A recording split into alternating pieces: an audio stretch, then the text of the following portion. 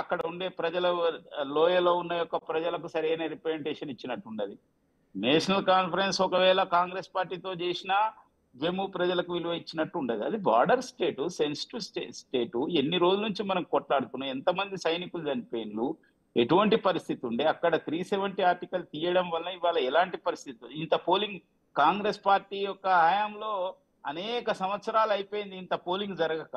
ఇంత ప్రజాస్వామ్యం ఈ విధంగా పోలింగ్ జరిగే పరిస్థితి క్రియేట్ చేసినందుకు కనీసం మనం ఆ సెంట్రల్ గవర్నమెంట్ ను మనం అప్రిషియేట్ చేయాలి కదా. 65% సుమారుగా పోలింగ్ అయింది.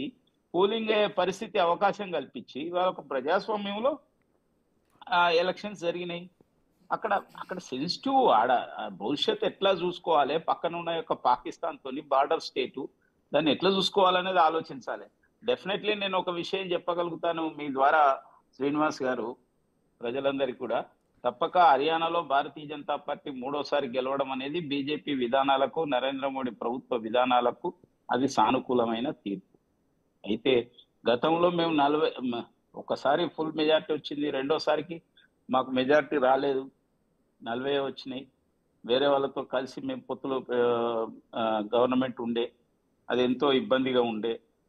అలాంటి చోట ఇవాళ కంప్లీట్ గా మెజారిటీ వచ్చింది అని అంటే అది తప్పక ప్రజలు అక్కడ ఆలోచించిండ్రు.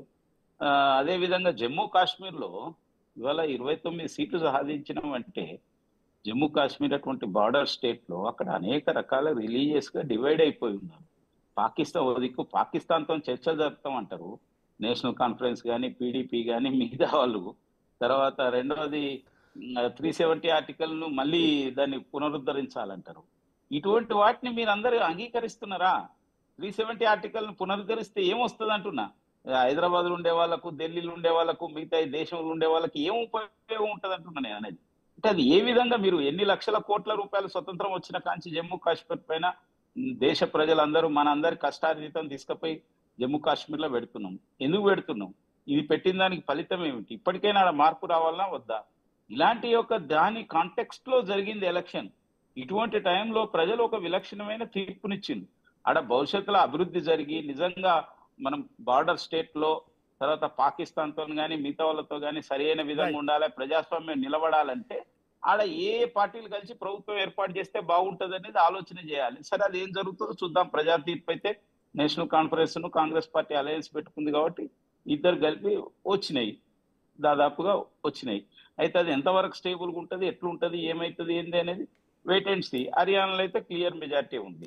కాబట్టి ఇటువంటి స్థితిలో తప్పక ఇవాళ దేశంలో మిగతా రాష్ట్రాల పైన ప్రభావం ఉన్నా లేకున్నా, నేననేది ఏ స్టేట్కి ఆ స్టేటే ఫలితాలు కనిపిస్తున్నాయి. ఒకటికొక్కటి ఎక్కడ ఉంటున్నది.